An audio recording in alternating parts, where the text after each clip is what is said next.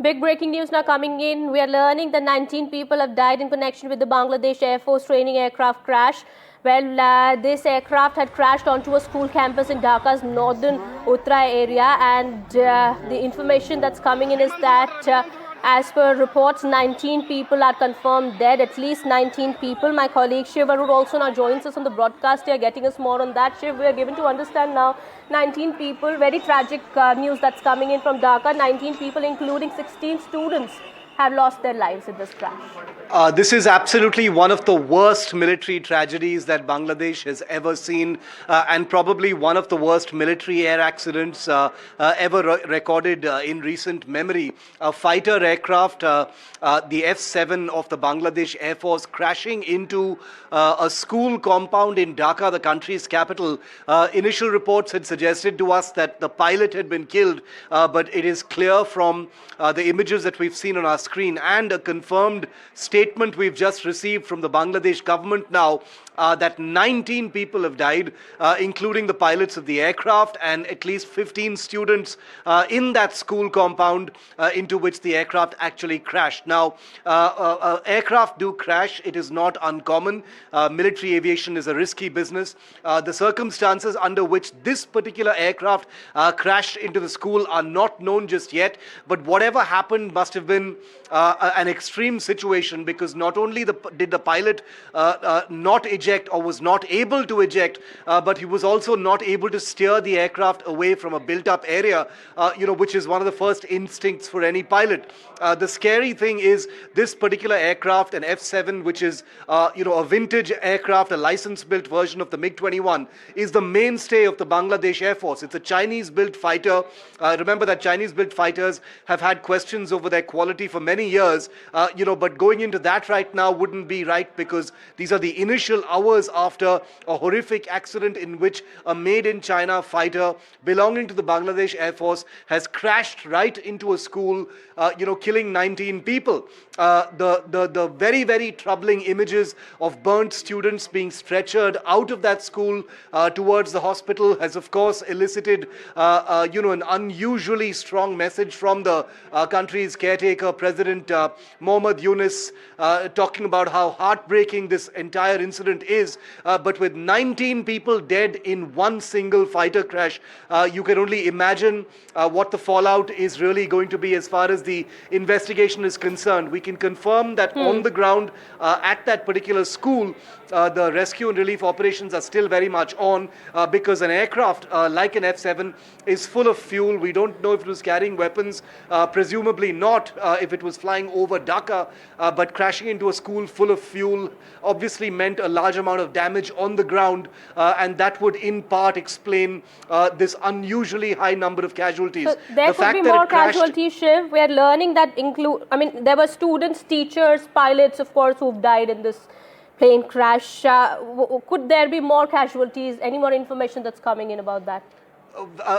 Highly possible, because at this point of time, if you already have a situation, remember when fighter aircraft crash in an extreme scenario when the pilots are unable to eject, usually fighter aircraft crash in open areas or in non-built up areas. It's very rare that you will see fighter aircraft crash inside a city or in a built up area, simply because of the way flight paths are planned by military planners. Fighter aircraft generally do not fly over cities because these are aircraft that generate a great deal of sound. It can lead to glass being shattered. The possibility of aviation accidents also means that aircraft from the military usually fly well away from urban centers. It is not known why this particular aircraft was flying directly over Dhaka. That itself is not uncommon. It can easily happen.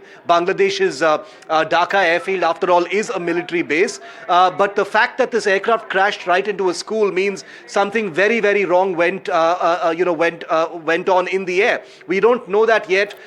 Guessing on that would be conjecture. But Kitty, what we can say for sure right now is This aircraft crashing into a school and resulting in at least 19 deaths on the ground shows that it obviously crashed into either a built-up school building or a classroom or some place where there were a large number of people. That explains the number of injuries we're seeing in those pictures, of burned students being taken away from that site, completely traumatized. It also explains the large number of deaths because an aircraft, landing at great speed, impacting a building full of fuel. We don't know if it was carrying any weapons, would have resulted in a massive fireball and a huge amount of destruction on the ground. And that, in a way, would explain this absolutely horrifying death figure number. All right. So, a statement also coming in from the Bangladesh government also, and the jet has been identified as an F-7 BGI. Could you help us understand more about the safety aspect of this aircraft, the safety record of this aircraft?